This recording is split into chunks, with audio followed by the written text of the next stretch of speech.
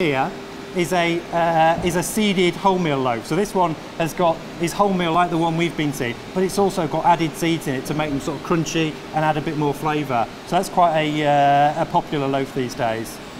If we then move on, we talked about flatbreads earlier, ones that don't have yeast. This is a flour tortilla. So it's made from wheat flour. It can also be made from corn.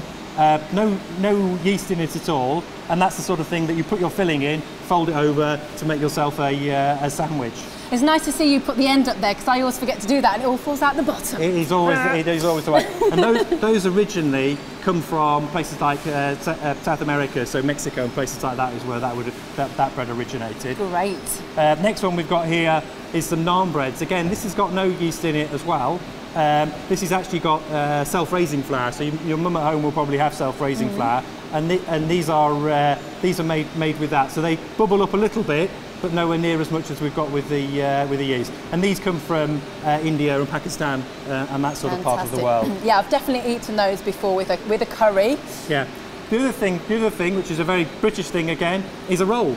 So this is exactly the same sort of recipe as we've used on the wholemeal that we've seen today, but we've just shaped it up into a different shape, so you get more, for the person who didn't like crust, you get more soft bits in the middle and a bit less crusty on the side. And you cut those open, you can make your sandwich with those yourself.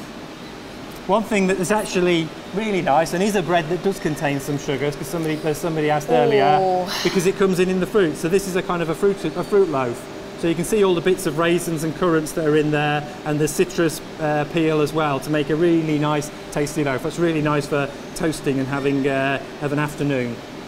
Oh, I could do with some butter on that now. That would just go down a treat right now. And a bread like this is a source of iron, which is very good for your brain, very good for your blood. It's also a starchy food as well, which will give you some energy. So it's hardly surprising, Paul, that we